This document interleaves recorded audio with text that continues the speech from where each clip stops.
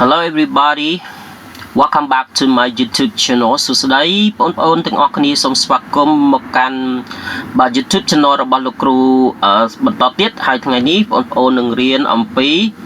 បាទការគូបកង match the word to its meaning បាទមានន័យថាគេឲ្យបងប្អូនគូបកងពាក្យជាមួយនឹងអត្ថន័យរបស់វាបាទមានន័យថាគូបកងពាក្យជាមួយនឹងអត្ថន័យរបស់ពាក្យទាំងអស់ហ្នឹងហើយបងប្អូនត្រូវសរសេរចម្លើយចូលនៅក្នុងសៀវភៅសរសេររបស់បងប្អូន write the answers in your notebooks តោះឥឡូវបងប្អូនមកលេខមើលពាក្យ letter A បាទពាក្យ letter A នេះគឺ eventually បាទយើងអានថា eventually ថ្នាក់ពាក្យជាគុណកិរិយាសព្ទបាទហើយគេគូបកងជាមួយនឹង number 5 ជា number 5 after long time បាទអញ្ចឹងបើបកជាភាសាខ្មែរមានន័យថានៅទីបំផុតឬក៏ជាចុងក្រោយណា eventually ហ្នឹងបាទតោះពាក្យទី letter B jaw បាទ jaw នេះយើងប្រែថាច្រាំងណាច្រាំងឧទាហរណ៍ឥឡូវយើងមកមើលនិយមន័យរបស់វា the land along the edge បាទ the land along the edge of the sea or lake យើងគេថាដីនៅតាមបណ្ដោយមាត់សមុទ្រឬក៏បឹងណាយើងហៅថាច្រាំងណាច្រាំងសមុទ្របាទអញ្ចឹងអាដីនៅតាមបណ្ដោយមាត់សមុទ្រឬក៏មាត់បឹងហ្នឹងគេហៅថាjaw អូខេអញ្ចឹងយើងគូបកងមកតោះ letter C cloud បើបកជាភាសាខ្មែរថាពពកអញ្ចឹងពពកមានន័យថាម៉េចបាទពពកគឺជា where the rain comes from កន្លែងដែលបាទទឹកភ្លៀងហ្នឹងវាធ្លាក់មកឬក៏កន្លែងដែលភ្លៀងហ្នឹងបាទវាចេញមកហ្នឹងគឺ clouds បាទអញ្ចឹងកន្លែងដែលភ្លៀងហ្នឹងធ្លាក់មកគឺ clouds តោះ letter D a van បាទ van នេះយើង pronoun van បាទឡានដឹកទំនិញតោះឡានដឹកទំនិញនេះណា number 2គឺជា a car that has sides and a roof and doors at the back អញ្ចឹងគេសំដៅទៅលើយានជំនិះដែលវាមានជញ្ជាំងសងខាងហើយមានដំបូលហើយនឹងទ្វារណានៅទ្វារនៅខាងក្រោយអញ្ចឹងបើយើងបកជាខ្មែរ van ហ្នឹងប្រែទៅឡានដឹកទំនិញ van the letter E sign បាទ sign នេះបាទថ្នាក់ពាក្យជាកិរិយាសព្ទបាទ sign មានន័យថា to have a bright light ចឹងមានពន្លឺភ្លឺបើយើងបកជាភាសាខ្មែរងាយគឺបញ្ចេញរស្មីណាបាទ have to have a bright light បាទអញ្ចឹង sign letter F ចុងក្រោយគេគឺ solid មិន soul ទេណាទាំងអស់គ្នាគឺយើងអានថា solid បាទថ្នាក់ពាក្យជាគុណនាមអញ្ចឹង solid នេះត្រូវជាមួយនឹងពាក្យបាទលេខ4បាទត្រូវនិយមនៃលេខ4 a strong material បាទមានន័យថាគេសំដៅទៅលើរបស់ដែលរឹងបាទឬក៏មាំអញ្ចឹងដូចជា wood ណាឧទាហរណ៍ដូចជាពាក្យ wood ប្រែថាឈើអញ្ចឹងរបស់ណាដែលរឹងគឺ solid អូខេអញ្ចឹងចំណុចទី3មានតែប៉ុណ្ណឹង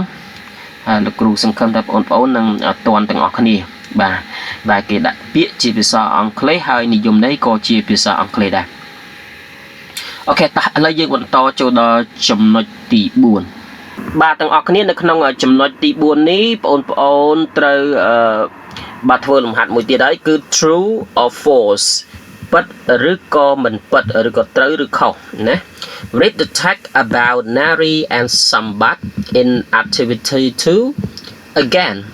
are the sentences true or false write your answers in your notebook បាទអញ្ចឹងគេថាពិតឬក៏មិនពិតឬក៏ត្រូវឬខុសអ្នកចូលអានអត្ថបទអំពីនារីហើយនិងសម្បត្តិនៅក្នុងសកម្មភាពទី2ម្ដងទៀតតើប្រយោគនឹងពិតអត់បើពិតគូគ្រីសបើប្រយោគនោះខុសឬក៏មិនពិតទេគូសញ្ញាខ្វែងហើយចូលសរសេរចម្លើយនៅក្នុងសៀវភៅសរសេររបស់បងប្អូនទាំងអស់គ្នាបាទអញ្ចឹងលោកគ្រូមិនបាច់ទៅអានអត្ថបទនឹងភាសាទៀតទេបងអូនអាចមើលនៅក្នុងវីដេអូមុនហើយលោកគ្រូសូមនិយាយរឿងរបស់នារីនិងសម្បត្តិឡើងវិញអញ្ចឹងដូចជាបងអូនបានដឹងហើយនារីគឺគាត់គាត់ទៅស្ទូចត្រីនៅបឹងណាគាត់ទៅស្ទូចត្រីនៅបឹងហើយបញ្ហាសំខាន់របស់គាត់គឺមេឃភ្លៀងបាទមេឃភ្លៀងហើយចំណែកសម្បត្តិវិញគឺគាត់ទៅស្ទូចត្រីនៅសមុទ្រហើយបញ្ហារបស់គាត់គឺម៉ាស៊ីននៅលើទូកហ្នឹងវាអត់ឆេះណាវាអត់ដំណើរការ អ តោះអញ្ចឹងយើងដឹងតែពីចំណុចហ្នឹងរបស់អ្នកទាំងពីរហ្នឹងគឺចេះបាទអាចរកចម្លើយបានណាអូខេតោះឥឡូវគេថា he or she went fishing in your lake គេថា he នេះគឺជំនួយសម្បត្តិអញ្ចឹងទៅ she ជំនួយនារីមានតែសម្បត្តិឬក៏នារីបានទៅស្ទូចត្រីនៅបឹងបាទដោយលោកគ្រូបានប្រាប់មកអញ្ចឹងនារីគាត់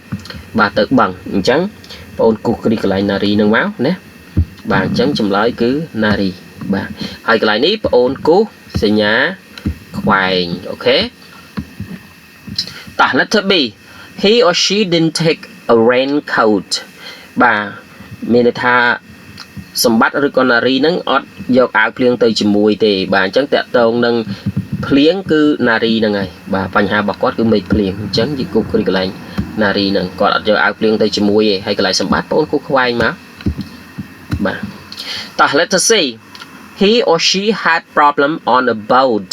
បាទណាពីណាមានបញ្ហានៅលើទូកគឺសម្បត្តិបាទសម្បត្តិគាត់ទៅសមុទ្រអញ្ចឹងម៉ូទ័រ